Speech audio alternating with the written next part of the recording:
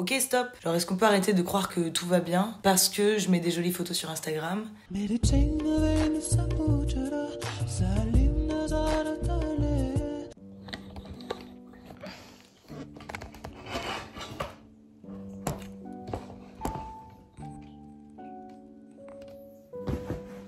Bordel!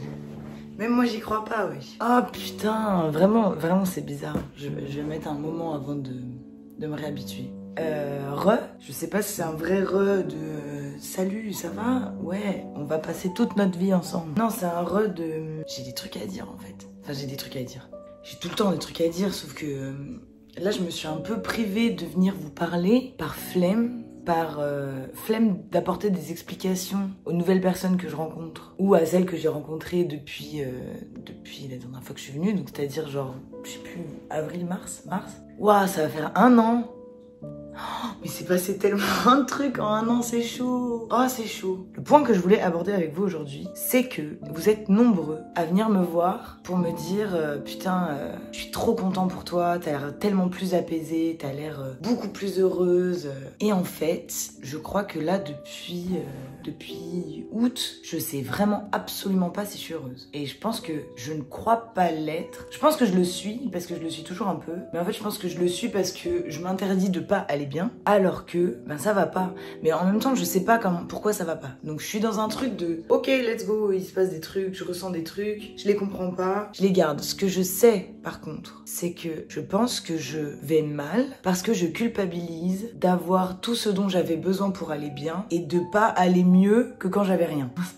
C'est une phrase compliquée, mais en fait, là je touche du doigt un confort de vie que j'avais jamais eu avant. Et en fait, j'ai l'impression, c'est très bizarre, hein, mais j'ai l'impression que la galère ça me manque. Genre j'ai l'impression qu'en fait, quand t'es dans une sorte d'inconfort, quand tu es dans la précarité, il y a quelque chose chez toi qui vibre plus fort que quand t'es posé chez Watt et que t'as tes 35 mètres carrés, tes 2 pièces, tes trucs, tes machins. En tout cas, moi je sais que je fonctionne mieux dans l'inconfort que dans le confort. Enfin, en tout cas, je l'ai découvert il y a pas longtemps. Et là, j'arrive à un stade de ma vie où j'ai tout et j'ai plus envie de rien. Genre là, j'ai vraiment un taf ultra cool avec des gens ultra cool. J'ai un appart trop bien, j'ai de l'argent pour acheter ce que je veux. Il y a pas longtemps, j'ai revu sur ma chaîne YouTube la première vidéo YouTube que j'ai publiée en mode ok, bah les couilles, j'assume, je suis une youtubeuse, j'en ai rien à foutre. C'est une vidéo qui s'appelait je sais plus, 20 tips de pauvres, un truc comme ça. Et j'étais là et j'expliquais qu'aller boire de la 8-6 dans des parcs, c'était un super bon moyen de passer ton après-midi, que les terrasses ça coûtait trop cher et que la 8-6 ça coûtait que dalle et que...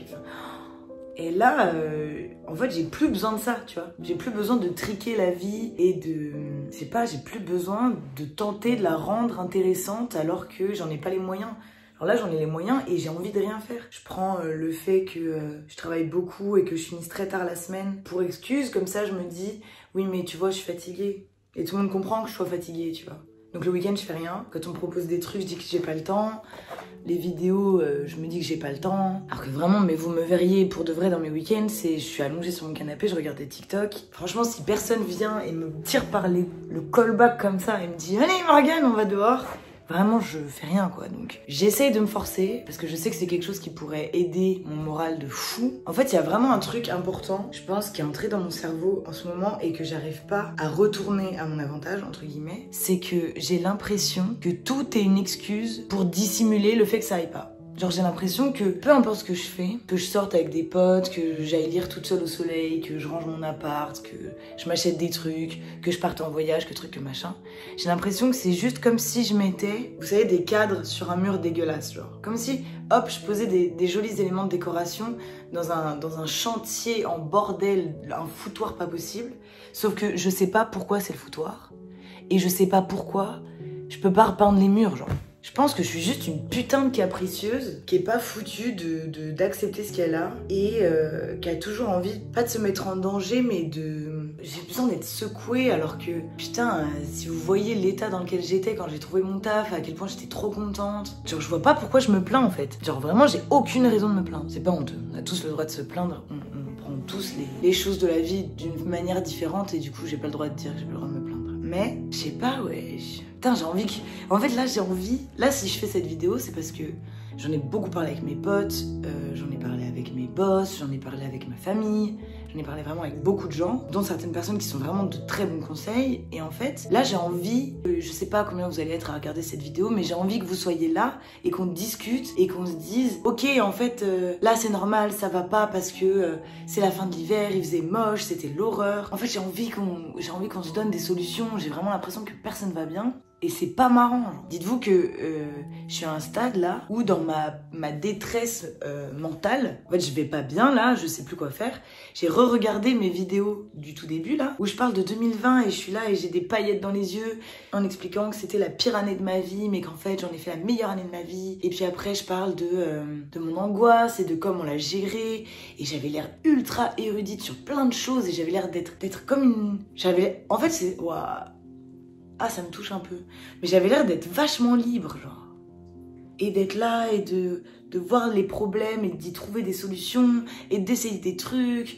Et putain, c'était il y a seulement 1 an et j'ai l'impression que en 1 an, je suis devenue blasée de la vie. Genre, je suis vraiment devenue blasée. Et c'est comme si en fait la meuf d'il y a 1 an, elle savait pas encore à quoi ça ressemblait la vraie vie. Elle avait l'impression... Enfin, tout était une galère, honnêtement. Les gens avec qui je taffais, c'était des galères. Mon appart, c'était une galère. Certains de mes potes, c'était des galères. Genre, vraiment, c'était... Non, il y avait rien qui ressemblait à la vraie vie, en tout cas. À une vie saine, stable, posée. Et en fait, là, le problème, c'est que je goûte à ça. À la place, au soleil, au jardin, à la nature, au calme, à tout ce que tu veux. À moindre mesure, parce que je suis quand même dans les alentours de Paris. Mais donc là, je vois à quoi ça ressemble. Et c'est comme si, en fait...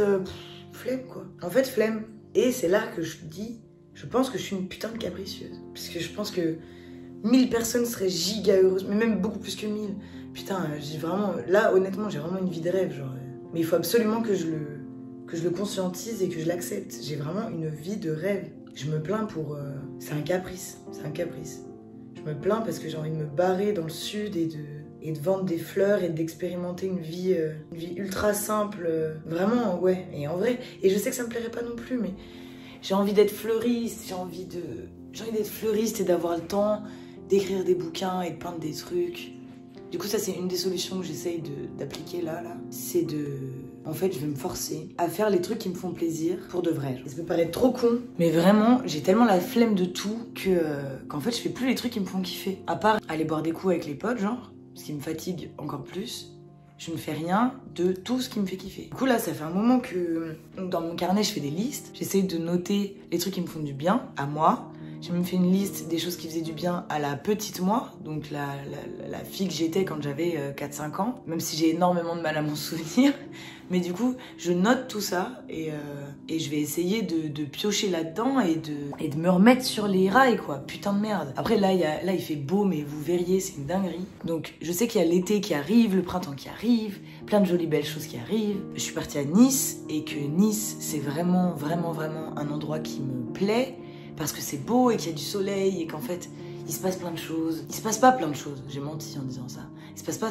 En fait, justement, il se passe rien, genre. Il se passe rien et j'ai vu et expérimenté le vide, mais le vide qui fait de la paix et de la place, genre partout. Juste le fait de se poser sur la plage ou dans un putain d'endroit trop beau et vraiment juste de prendre un livre, prendre un carnet et rien, quoi.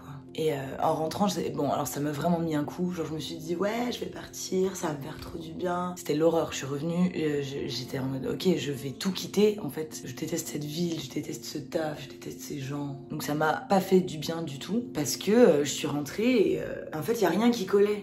Il y a rien qui collait, tout semblait faux. Et les petits trucs qui me font plaisir, les mini trucs qui me font plaisir dans mes journées, elles paraissaient mais tellement stupides à côté de 15 minutes assis sur des putains de galets face à la mer à regarder le lever de soleil. Il y a ce truc à Paris de tu peux pas être tout seul. Genre là, si j'ai envie d'être toute seule, je ne peux pas. Je peux pas me lever, partir, sortir de chez moi, marcher et me retrouver seule dans un endroit. Ça n'existe pas. Ou si vous en avez des endroits où il y a personne, mettez-les dans les commentaires par pitié, je vous en supplie, parce que j'ai besoin de rien. Et du coup, oui, je sors pas de chez moi le week-end parce qu'en fait j'ai envie de rester chez moi et j'ai envie de vide.